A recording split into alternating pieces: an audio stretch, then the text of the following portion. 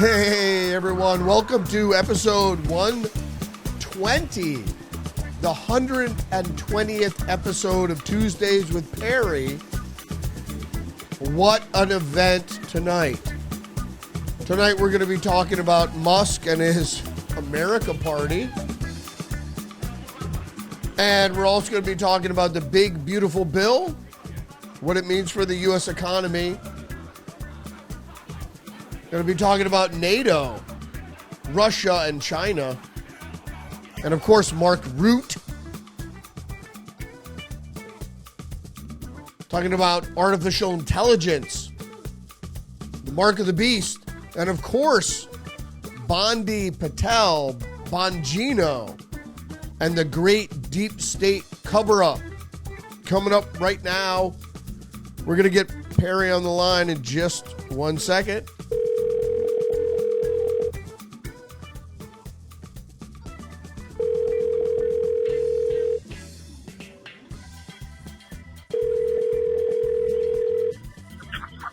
Hello. Hey, Perry, welcome to the program.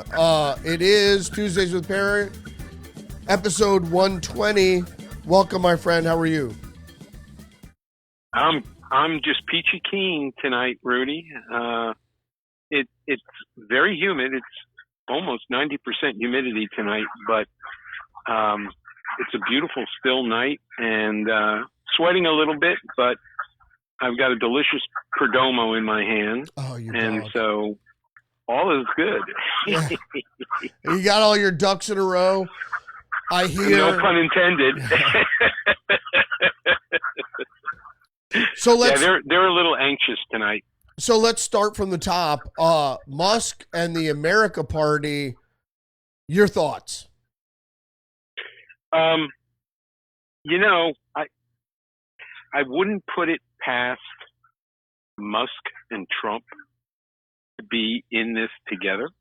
And here's my thinking on it.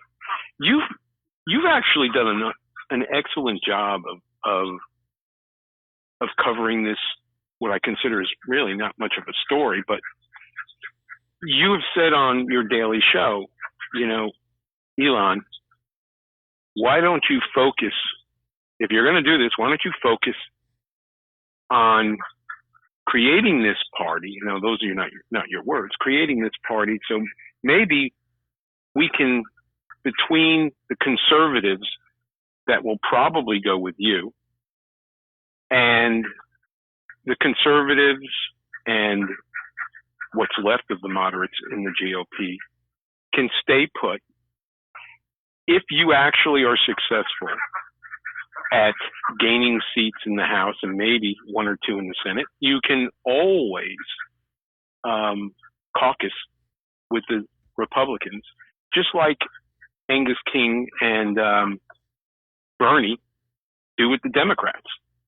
And this could be a backdoor way of us actually building a super, well, I don't know if we can ever get to a super majority, but move closer to that of a super majority, even if people who decide to go with this potential new party choose to go that route rather than run on the GOP ticket. So I'm still not convinced that's what's going to happen, meaning I think it's a lot of, and we've discussed this before, this is how Trump does things. He's got his left hand waving high above his head. Watch this, while he's got his right hand down at the bottom and saying, you ain't seeing what I'm doing over here. And I just think a lot of this has to do with that. And it accomplishes a lot of what Elon wasn't able to do with Doge. And maybe not. Time will tell. But the bottom line is he's going to force the Republican Party to stay to the right and not drift back towards the other side of the middle, which is always agreeing to go along with what the Democrats want. Right. The Democrats are imploding. Every talking head show that you watch, whether it's the Sunday shows or whether it's a daily show, I watch clips on YouTube of the Democrat talking head shows on PMSNBC or on CNN, and they're in a circular firing squad. They're still there, and as I've said on a prior TWP with you in the last 2 or 3 weeks, they still haven't figured out what happened to them on November 5th. And if anything, the renegades like AOC are the ones that are, believe it or not, are really in control of the party. Right. And if you look at what's going on throughout the country in blue cities, and this is something that now the DOJ is looking into with the help of the FBI, we're going to find out where their money for all these rent-a-mobs are coming from. And it's going to take time, just like everything else takes time. And an example of this is, and I know I'm kind of drifting into another thing we want to talk about tonight, but both Comey and Brennan are now on the chopping block. They've gotten the attention of the DOJ because of what has been collected through congressional efforts since last year. And it's going to get really interesting as we are now in the second half of 2025. And as this continues, while Trump's economic policies are now taking true hold, it's going to be beautiful. I mean, you know, you and I make jokes about this on your show all the time. You know, oh, Mr. President, please stop. I can't take all this winning. You know, we say it and we kind of giggle about it, but it's true. So, as far as Elon goes, let him do whatever he thinks he needs to do.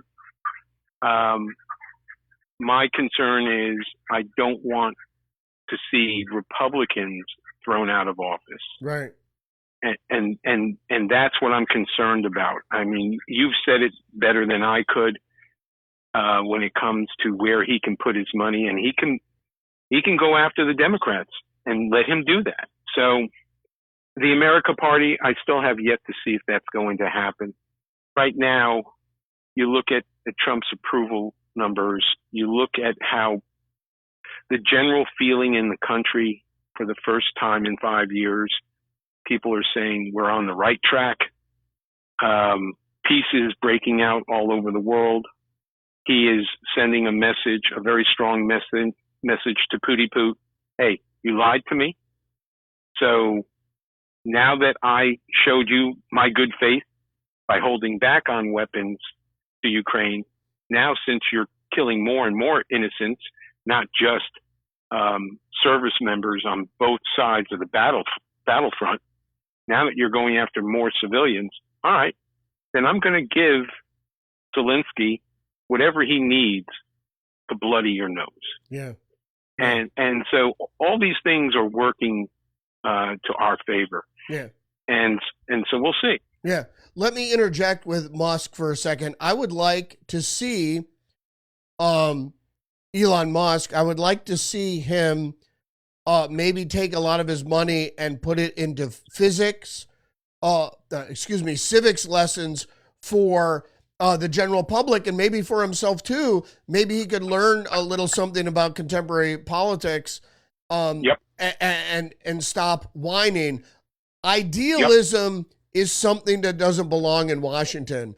Although I like idealists and people like Rand Paul and voting with principle, whether it's Thomas Massey, what have you. I get it. I understand conservatism, but also we're dealing with a bit of reality here. And that reality means we have to spur GDP growth.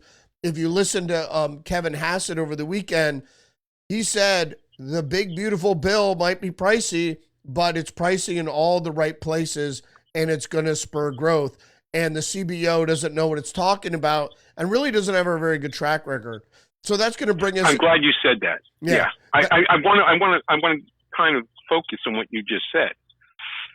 The CBO has never in and underscore what I just said, never been right when it comes to assuming what the economic numbers are really going to be. You know, you and I have our pet peeve about how the CBO counts tax cuts as an expenditure.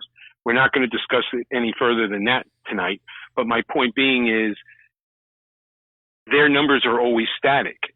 When they say a tax cut is going to cost us tax revenue, they never look at history, whether it's JFK or whether it was Ronald Reagan or whether it was Trump 1.0 or now Trump 2.0.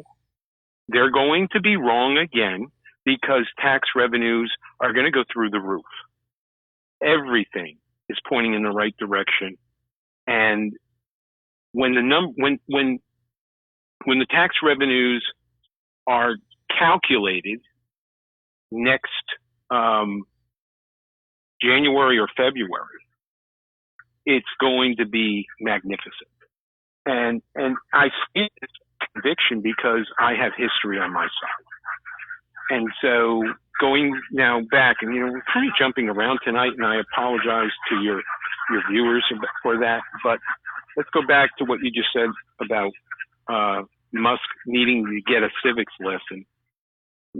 One of the best ways he can help K-12 education is giving money. And I don't mean 10,000 or 100,000. I mean giving millions to Project 1776.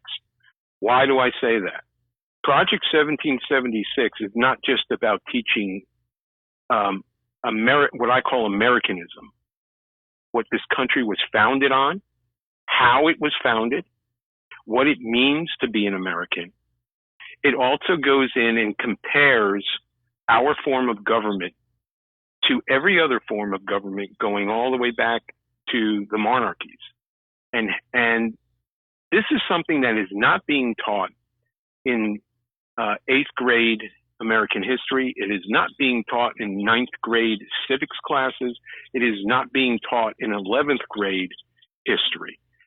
And so that's what Project 1776 is all about. So, like you said, all right, Elon, you're the richest man in the world, then help us recenter what American K-12 education used to be. You know, in post-World War II, the entire industrialized world looked to the United States because we had the best K-12 educational system in the world. The best. We are now in the bottom rung of primary education in the industrialized world. Why is that? Well, all we have to do is look at what they're teaching kids today. They're teaching the kids to hate this country. They're you know, no country is perfect. Our country isn't perfect, but the point is to form a more perfect union, as our founding fathers said. And the best way to do that is to know where you come from, so that as you move forward, generation after generation, things only get better for everyone, not just those who come from well-to-do families. Yeah. And so that's one of the things I think Musk needs to do with his money. Yeah, and I think you should realize also that idealism, like I mentioned, idealism is a great thing, but you have to temper it with realism, and states need to get paid. And unfortunately, he doesn't realize that. Projects need to get paid, budgets need to be met, and that's why we haven't had a bill in so long, is because all the states are clamoring for their money, all the departments are clamoring for money, everybody wants money. Which leads us to our next subject, which is NATO, and NATO needs money. And another win for Trump. Trump gets NATO to pony up the 5%, because will he give them a war?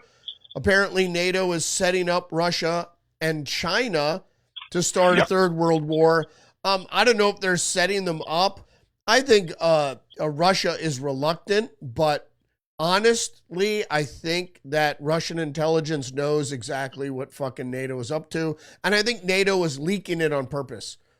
No, you took the words out of my mouth. Yeah. I couldn't say it better. Yeah, leaking the information to saying we will never have peace with Russia, and so why should Russia stop launching missiles and drones then if they understand that NATO doesn't want to do it? As far as China, right, whether or not they're going to go into Taiwan or not, I mean that's on the horizon. It's going to happen. Just when. Mm-hmm. And I think with all the economic problems Xi has to deal with right now, and he also has to deal with an American president who, when he says something, i.e. Iran, he does it. So again, Trump is using the Teddy Roosevelt philosophy. He doesn't walk very softly, but he plans to carry an even bigger stick than he has right now. And I don't think Xi wants to risk. I mean, they were talking, they want to take Taiwan by 2027. It makes more sense right now for the Chinese, with all their internal issues, to rethink that and wait until the presidential elections in this country in 3.5 years. No matter who sits in the Oval Office on January 20th, 2029, it isn't going to be Trump. And no matter who it is, whether it's JD or another conservative, or God help us if it's a Democrat, he would rather, meaning Xi, he would rather deal with that president than risk having his nose bludgeoned by Trump, because there's no guarantee that Trump is going to allow him to get away with invading Taiwan. Yep. I just don't see it happening. And, you know, we are building up our Navy again. I have said before, we have 2, if not 3, decommissioned aircraft carriers that it would only take 1.5 years to get them seaworthy and put back out to sea. That would give us 15 aircraft carrier groups. Now, you have to have support ships to go along with it. Well, what are we building? We're building new, they call them oilers, but in all intents and purposes, they're tankers. Why do you have to have tankers? You got to supply energy to the ships that support the flat top. So all of these things are now being done so that we can exert power, not to start a war, but to prevent one. Yeah. And so I see that happening. I do see it happening, and that's why I think as much as the Chi-Coms are licking their chops to want to take Taiwan, they may be thinking twice now. Yeah. We'll see. Yeah, I think so too. My big worry is Mark Rutte and NATO rattling sabers or sharpening their knives to try to provoke, because that's what everybody's talking about right now. The attempts at the European Union are trying to provoke a world war because their markets are doing shitty. They tried to lower interest rates. That didn't seem to really work. They're not very robust. They're not putting their money where it really needs to be.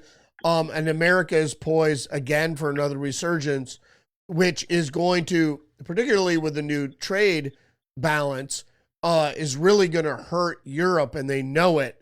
So are they going to push for World War III? Is that what they're angling at? To me, it looks like they are. Any other words on this, on NATO? Maybe just to expand a little bit more on your thinking. The European Union has groveled again at Trump's feet. Now, they promised they were going to, now I'm talking about 8 years ago when he was first in office. They promised him then in 2017 that they would increase their spending nation by nation to that of 2% of GDP. Many of them did, but not everybody. And again, this is where trade comes in. You know, Trump could very easily say to those who do not want to pony up the money, okay, well, then we're going to keep high tariffs in place for anything you want to sell our people, because we're going to have to pay for everything you don't want to pay for. The other thing to consider is this. I don't know what the numbers are. Maybe you would want to look into this sometime in the near future. These socialist democracies they're paper tigers. You know, the Germans have a relatively effective military. The Brits have a relatively effective military, but they only have 2 aircraft carriers. And, you know, when you want to project power, you have to project it not only on the European continent, you're going to have to project it at sea to be taken seriously. And so they have to spend a lot of money. You know, when they say 5% of GDP, when they're spending somewhere between 1.25% and 2% of GDP, nation by nation, and their economies are a trickle compared to the American economy, they, even collectively, cannot win a war against Russia without the United States. So your point is well taken. You know, my concern is a false flag. Yep. And that's what I worry about. You know, I've listened very carefully, and for those of your audience who have still not watched the 2-hour and 10-minute interview done last year, I think it was. Yeah, it was last year, with Tucker interviewing Putin. I don't believe everything he says, but the history lesson he gave us about Russia, you begin to understand why they're paranoid. And then when you look at what our CIA has done over many decades to box them in. First, you know, after World War II, the CIA wanted to do what ultimately happened under Reagan, which was the abolition of the Warsaw Pact. Okay.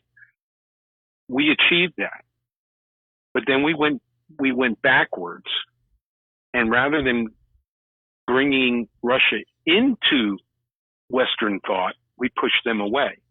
The Russians took that as if to say, okay, so you really don't want us to be a part of Western society. Then we have no choice but to go backwards ourselves and do what is most comforting to us, which is to cozy up to the Chinese communists because we have nowhere else to go. Right. And that's what formed their axis between them, the Chinese, and the Iranians. Well, now the Iranians have been completely defanged.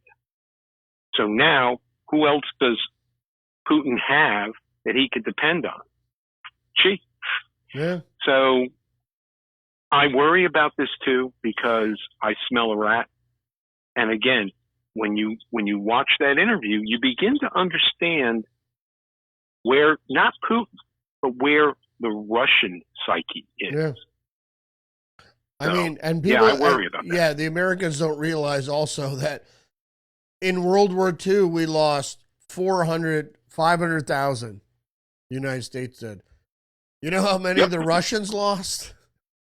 Tens of millions. 40, I think it was somewhere around 35 50, to 40, 40 million. The Germans lost 24 million. The Russians lost close to 40 million. Some say 35. Okay, let's say 30. But still 30 million compared to 500,000. People can't fathom that. Right. People can't fathom that. They're in. They're in for the long haul. So people have to understand it's not And as people have been talking about also Iran recently, Iran is not Syria. Iran is not Iraq. Iran is 90 million people. It's 3 times the size of Texas. You know, it's half the size of the United States. It's a big country. People have to take it seriously. It's not, you know, it's not Syria. That's right. And Russia, by any way, shape, or form, is not Serbia or Turkey or what have you. So people have to really take it seriously, what they're really, and what the country, your adversarial country, what those people are thinking. Because their last big battle was World War II. So if they're willing to sacrifice 40 million, we're not even close to that yet. So right. And the other thing is, the next world war, should it happen, is not going to be fought like the First and Second World Wars were fought. And that's something else people have to take into consideration. And what I mean by that is, you know, we have a virtual world now. Put aside AI and how fast that is.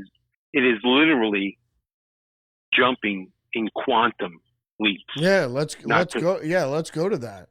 Let's go to AI, because I mean, a lot of people are going to realize that, you know, in a nuclear war or in a new war, contemporary world war, there are going to be tens of millions of people dying in at you know, any given time. You know, one nuclear weapon, one city, boom, there's 10 million right there. You know, it's not going to have to take years to go through tens of millions of people. But anyway, AI is the new problem now. And of course, we have to advance at AI at all costs, because the Chinese are advancing AI at all costs. And what are we going to do if the Chinese get AI? Or, you know, whether or not we're sharing information or not, it doesn't really matter. But AI is posing a problem. And you say it's the mark of the beast. How so? Well, it's the mark of the beast because we are on the precipice of losing control of AI. It's going to happen. It's just how it's being developed. And the moment AI can, through thought, through what I call artificial thinking, can outthink any human being in the blink of an eye, AI will know what you're going to do before the thought even comes to your mind. And imagine what that means on the battlefield.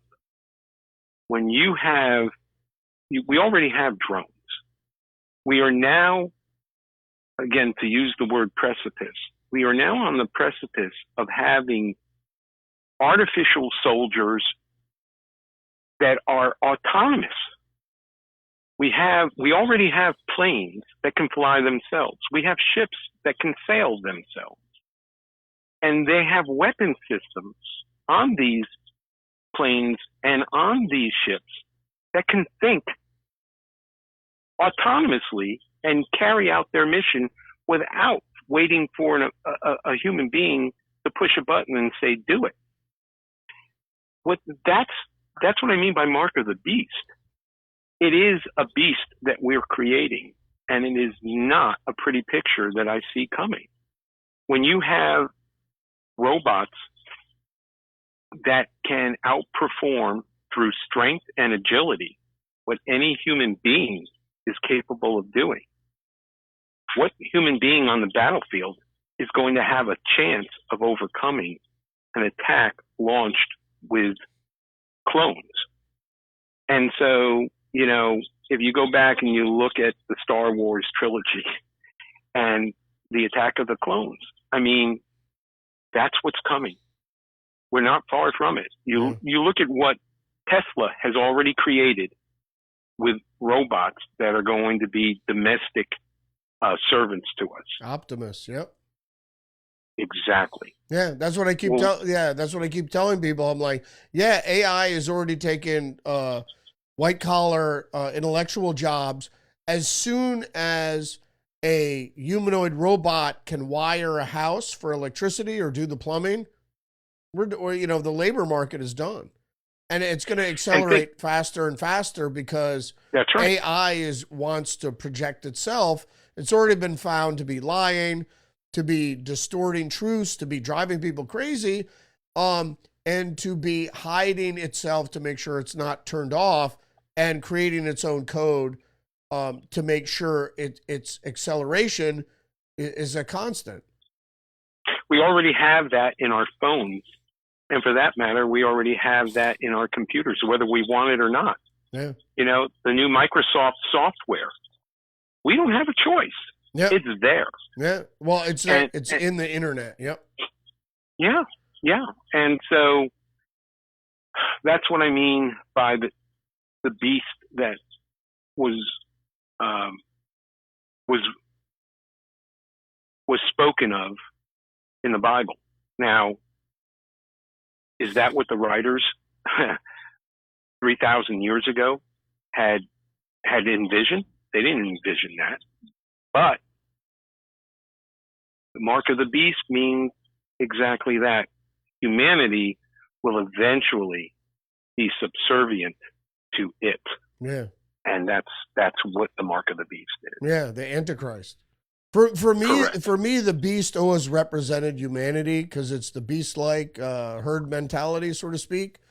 But don't forget that we created technology. We created AI thanks to a certain fallen angel. I'm not going to go into that too much. But we have the technology because of that, and we are using it to defeat ourselves. And AI is going to be the worst of the worst, because they could easily say, whoops, it got out of control. Sorry, everybody's dead, or everybody's endeavor or career is displaced or what have you.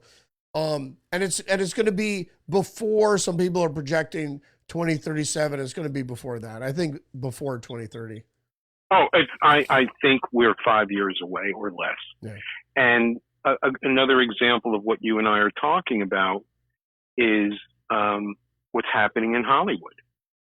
Right now, Hollywood producers no longer have to depend on script writers. They have AI to do it. Yep.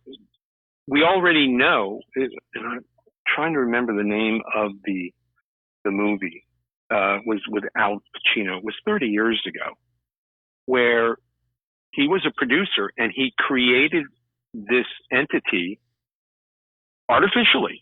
It was a woman, and everyone, she won best actress at the Oscars, and everyone couldn't understand. Well, why isn't she here? And he had to make up excuses. She didn't exist. Yeah. And this is exactly what's coming for everything we do. Yeah. And everything. And that's why the Screenwriters Guild was really, the Actors Guild was putting up such a protest with AI, because what they're doing, you could already see it on Netflix and some of the cheaper movies, is that extras are done. Extras, if you're a movie extra, you're done, because they don't have to take your license, your likeness. They can take the likeness of anyone, but most of the people in the background now are all CGI created by AI. Worse than that, they can take a little bit of this individual human being, that individual human being, create an image from a conglomeration of human beings. Yeah. So you're not going to see someone that looks like, let's just say Clint Eastwood. They won't need to. They'll create an artificial person, and like you said, we don't need extras anymore. Well, what are extras? Not everyone understands what an extra is. An extra is someone who does not have a speaking role in a movie. Like, for example, when the Ten Commandments was done 80 years ago, Cecil B. DeMille was the producer and director. Charlton Heston, of course, played Moses. The scene where all the Israelite slaves were working in the fields for Pharaoh, you had to have physical human beings as extras. They were not speaking roles. You did not hear these people. They just had to fill the the camera lens. They just had to be in the shot. Well, like you just said, no more extras. We're going to create them. Yeah. Well, how much longer does it take once you've done that to create stars that don't exist? Right. And that's what's coming. Right. It's coming for everything, all the jobs, and people don't realize it. And that's why people are like, why don't you finish that screenplay you've been talking about? I'm like, why don't I just give it to AI to write for me? Because that's probably the best way to go about it.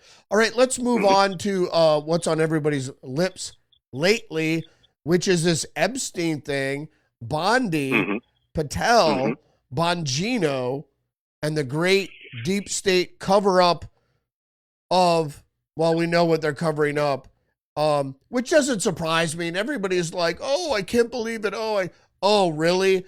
It's called the national security state. You really think that, and the problem is, I think Bongino and Patel, or even Bondi, are patriots. But once you're faced with the intelligence agencies, and they don't come out and go, hey, don't do this, they wait till the last minute and go, oh, by the way, if you're thinking of exposing this, this is what you'll be exposing. We're not doing it anymore, but if you dredge up the past, this is what happened in the past. In other words, the CIA sexually molested children for trauma-based mind control, let's say. let's just speculate.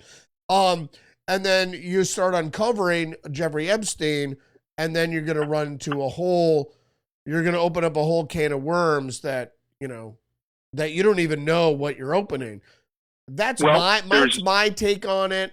There are people out there saying that Trump lost his nerve, or Trump's on Epstein Island, or he's in the tapes, or something like that. I just don't. This has happened time and time again with the CIA, and go, oh, you're going to release that? I don't think so. Well, there's that theory, and that theory holds a lot of water. My theory is that the deep state, and that's why we said the deep state cover-up, they covered their tracks. If they had plenty of time between November 5th and January 20th, and we already know this was said. Right. It was said by both Patel and Bongino that they not only bleach-bitted drives, they not only made sure there was no hard copies of reports. Right. They physically destroyed the drives. So I paid close attention to that interview that those two men gave to Maria Bartiromo a couple of months ago. And I encouraged your viewers to go back and watch, pay close attention to their body language. These two men going into office knew where the bodies were buried. The problem they have is those bodies were dug up and destroyed. Yeah. They were burned. Yeah. And so that's why, because I had a heated conversation with my son just 2 days ago, because he is furious about this. And I said, if you listen carefully to what they are saying, they're not saying it didn't happen. They're saying there's no evidence. They have destroyed the evidence. Oh, sure. Just like how Epstein was suicided. We had that conversation months ago on your show. I don't want to relive it, but the fact of the matter is there is enough evidence. First of all, his cellmate was a corrupt police officer who was built like a gorilla, and he tried to choke him to death once. 2 weeks? He didn't succeed. Yeah, 2.5 weeks before he actually died. And who says that he wasn't the murderer? Well, who says they didn't reintroduce Nick Tartaglione into Epstein's cell? They're like, well, no one came in and out of the cell block, but we don't know that any of the prisoners didn't have an opportunity to go in there. So. And that's why we're never going to know. Yeah. And that, I think, again, when I look at that interview, I could see the dejection in both men. It's like we came into office knowing we were going to uncover all this, and now there's nothing to uncover. Yeah. So when Pam Bondi this week said there is no list, of course there's a list. But if you don't have the evidence in front of you to hold up on a camera and say, here it is, then you have to say there is no list. Yeah. Because it doesn't exist anymore. Yeah. Well, that's the thing. Okay. Yeah. People, when was Trump elected? November 6th? November 6th, they were shredding documents. Are you kidding? As soon as they got the word, they were at the shredder shredding documents. There are tales of when department heads were coming in, specifically in the intelligence agencies, FBI, whatever, that they were still shredding documents. They didn't think, as a matter of fact, yeah. I'm going to interrupt you here Yep. because I want to point this out. There was, I'm going to call him a mole. He was a holdover from Biden. They couldn't get rid of him right away. They caught him red-handed destroying evidence. They fired him. He then went to a liberal judge with his lawyers, and Trump was forced to bring him back into the administration. Can you imagine that? Now, what they did is they stuck him in a corner with a dunce cap and said, sit here. Yeah. Well, but the point is, he was the eyes and ears. Yeah. Mm-hmm. Yeah, SCOTUS. And like you said, go ahead. SCOTUS said now he can fire him. And so how many months did it take to make that happen? Yeah. Yeah. That's a lot of time to get rid of, and that not just in one department, but in a dozen different departments. Yeah. And they're hiding shit, and they're not sharing intelligence, and if you don't think that the bureaucrats within the government, and they're trying to root them out, but the establishment bureaucrats in the government, you don't think they're hard at work every day. Every day. Right. If they're not trying to undermine the administration, they're busy covering their tracks, that's right. As your note rightly stated. And so now that SCOTUS has spoken, now you're finally going to be able to completely clean house. It's not going to happen overnight. Yeah. But it is now happening, and it's going to continue to happen. And that means what damage has already been done is not going to go any further. Yeah. And that's all we can hang our hats on at this point. And it's good. And people like Tulsi Gabbard, the Washington Post is like, oh, she's ferreting around in the emails of the intelligence services. Yeah, she's trying to ferret out who the hell the traitors are that are leaning towards supporting a bureaucratic establishment, management, administrative state versus backing the will of the voters, the democracy, and the elected officials. And so correct. She's helping to do it, which I think is great. I know Bongino and Patel are going to help to do it, but I think they're a little in over their head. That not so much Ratcliffe, but I think these two other guys are a little over their head in the FBI, because people thought, oh, the FBI, it's like a glorified state police or, whatever, right. An investigative bureau. It's way more than that now, because it is literally domestic intelligence. And once you become intelligence, it's a whole other world. That's right. You're not a detective. You're not a beat cop. You're not upholding liberty. You're there to screw with the minds of, and in the case of the FBI, the domestic population. Correct. And so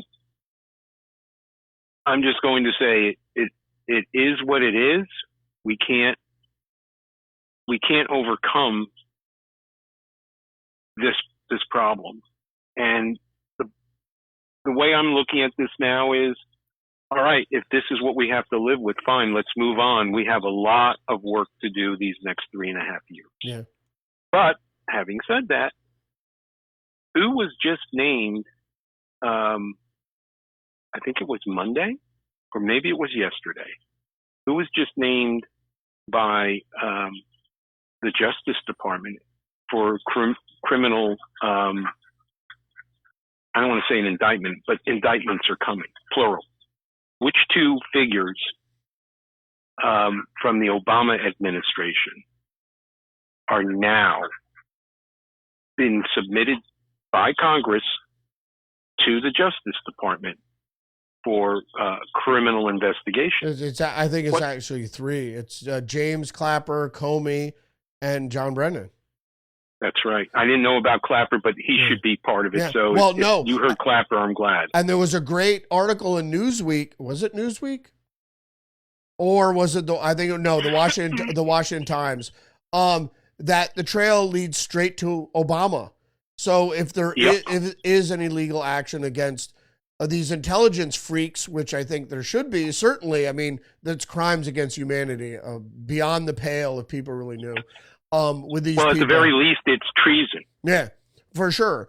Against the American people, especially when Clapper said, or do you spy on American people? Not wittingly. And I'm supposed to believe an intelligence head? I mean, their whole thing is... What was he referring to when he said that under oath? He was talking about the Patriot Act. Yeah, of course, yeah.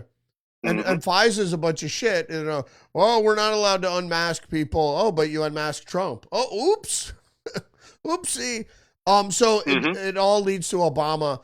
My whole take on this, however, is that this is just red meat to get people off the track of Epstein, because I think Epstein, as I explained in my podcast today, is the tip of an iceberg of not only an industry, but aspects of the intelligence agencies that will freak people out forever. Because child sex trafficking, child sex abuse, child pornography, and sexual trauma involving children, either with them or, because of them, is very widespread. It's a psyop, just like transgenderism is, and people don't understand that's a tip of the iceberg there. Sure, wouldn't it be great to go after some people, the Comey and Brennan, and everybody is salivating for that. Will that actually happen? Will there be indictments? I don't really think so. I think we have to keep our eye on the ball, and that's Epstein. But Ben Shapiro says there's nothing to see here, Perry. Right. Well, I'm sorry, I don't like to say this, but I heard Ben Shapiro talking about Epstein, and I just said, and he's Jewish. Right. Well, that, it's like, Ben, no, we might not be able to go any further with this, but come on. I mean, there's really Lex Wexler. We're not. Is Ben Shapiro talking about Lex Wexler? No, nobody's talking about. I mean, it's.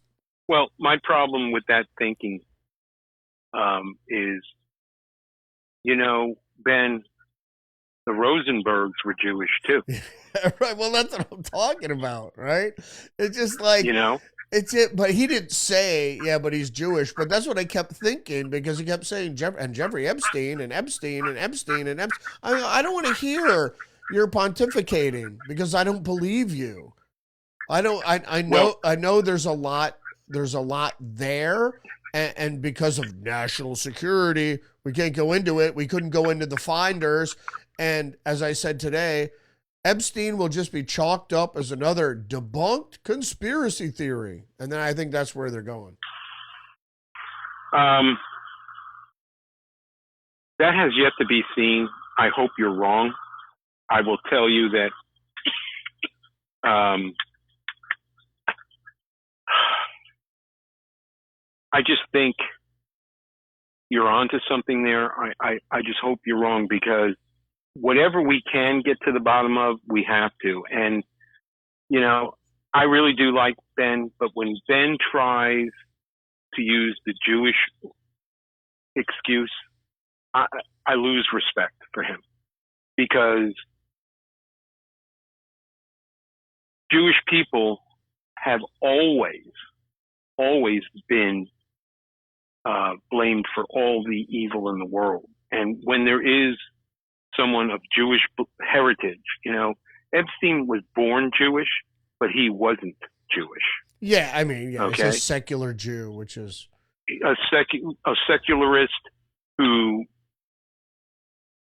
as far as I'm concerned, is not a Jew. yeah. And when not a bona fide, not a religious Jew, right, not of faith. Yeah. And so when someone of faith like Shapiro tries to say, well, we can't go after him because he's Jewish. Are you kidding me?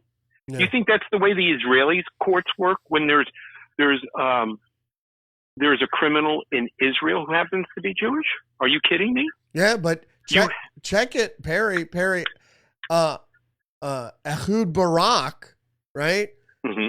He was good. He was one of the people on the list going in and out of Epstein's thing.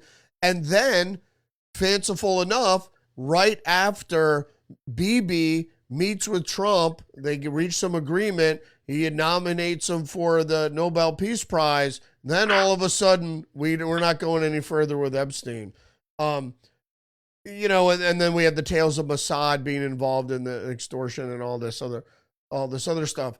So is there something there? There's obviously something there with Ehud Barak, right? I mean, you know, so there is a Israel tie in there somehow. So that you could see where what side of Ben Shapiro's bread is buttered.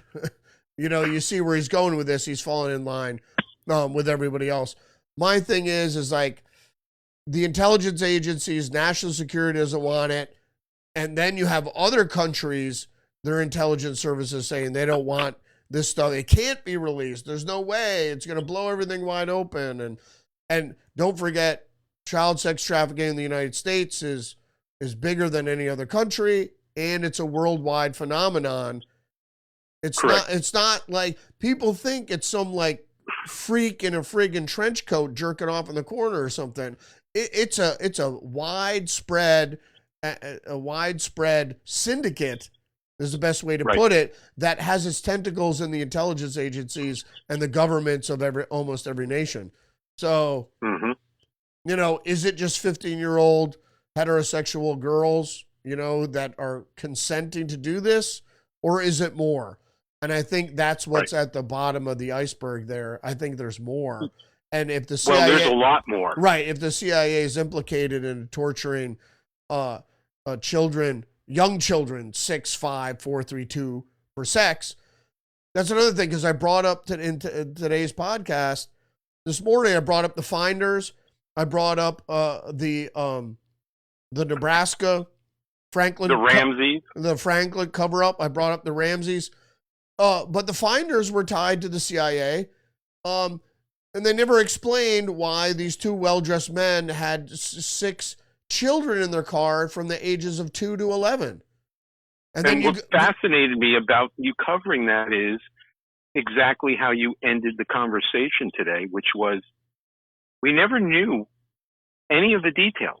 Okay, we have these 2 men in well-dressed suits, and yeah. Oh no! Don't worry. The mothers came and picked up their kids. It's a lark. Right. It's the same thing with the Podesta emails. Oh, we're having Jenny and Joni, and from 2 to 8 to 11, they'll all be in the hot tub for your enjoyment. Was that ever explained? That's never explained. It just so happens the age is almost identical to the ones in the Finders. You got a variety there. You got 2 and 6 and 8 and 11, whatever you like. You know, the problem I have with all of this is, as you just said, we can't go there because it's too dark. It'll destroy the country. Well, they said the same thing about JFK's assassination. Yeah. We know a lot more now. We still don't know everything. Yeah, well, and the country's still here. Yeah. Yeah, well, we know that Oswald was a patsy and he was wound up by the CIA. So the CIA winds up attackers, they wind up patsies, they wind them all up. And my thing was in this morning's podcast is, well, here's half a dozen articles of child sex trafficking where dozens of children are rescued from child sex trafficking. You're acting like it doesn't exist. How could hundreds of people be arrested and dozens of children be rescued if there wasn't a market for this? And every Super Bowl, they have to deal with sex trafficking of adults and other things. So, I mean, it's a real problem. It's a big problem that people don't want to look at. And I just think people want to bury either their head in the sand or the files in the sand, never to be seen again. It's a conspiracy theory. It's been debunked. Good people on both sides. Good people on both sides. It's been debunked. Well, until we do get to the bottom of it, and who knows if we ever will, but until we do get to the bottom of it, we can't fix it now, can we? Yeah. Well, we can by just every day I'm going to say it's there. It's the same thing with AI. We're talking about existential threats to children, just in general, whether they're from orphanages or stolen from families or whatever, or stolen off the street for that matter. I'm for protecting children. And of course, AI, which is going to ruin us all. We had plenty of people telling us that, warning us what's going to happen. And I think it's going to happen. I think they want it to happen. So we have to be aware that it's going to gut jobs. And for people that are clamoring, I want a good job. You have all these people on the left complaining about they're losing their SNAP or their Medicaid. They're like, I just want a job. I'm like, well, there won't be any jobs, right? And that's what they're trying to do by giving everybody free stuff. There won't be any jobs. The point is we got to turn this all friggin' back and say this is wrong. We're going in the wrong direction. We got to turn towards God and not the fake God, the fake Messiah that's going to come out of AI and be, oh, look how wonderful it is. And I always think about that scene from Noah's Ark, the Raiders of the Lost Ark. Remember that movie? Oh, very well. Yeah. So remember when they crack open the ark, right? It's beautiful. And then all of a sudden, I think that's exactly what's going to happen. It's beautiful. And then within the year, it's going to all go to shit. All right, Perry, I think we're going to go ahead. We're going to leave it there, but yeah. All right. I did want to expand on what you were saying because I want to try and connect more dots to this point. Yep. There aren't going to be any jobs. What else are there not going to be? There aren't going to be human beings. Right. Not because AI is going to kill us off. We are doing a phenomenal job at killing off the human species as you and I speak. That's part of what COVID was about. Yep. And if you look at COVID, if you look at transsexualism, if you look at how they are successfully dumbing people down to the point, there's a new school in Long Island. And I was listening to this report on Fox News 2 days ago. And the reporter made it sound like this is the greatest thing to come to K-12 education since the creation of government schools. And what are they doing in this school? It's a forward-thinking school. They are introducing AI, and one of the things that absolutely made me go apoplectic, this administrator in the school, I don't know if she was the principal, I don't know if she was a counselor, I don't know if she was a senior teacher. This school is allowing, through the use of AI, for their students in elementary school to create individual or individualized lessons. So the student is now in control of what it is they're going to learn. So imagine if AI is going to become the teacher and is providing all the information to the student. How is the student learning? How is the student actually going to absorb and use that to launch them into their next grade? Yeah. And if they do make it to the next grade, what have they learned from their experience in the prior grade? When AI is simply letting them learn what they want to learn. Yeah. It's gonna drive them crazy.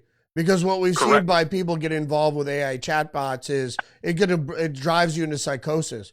So if there's that one-on-one relationship and you don't have any intermediary, The AI is because it's really anti-intelligence. The way it thinks is almost the exact opposite of the way we think.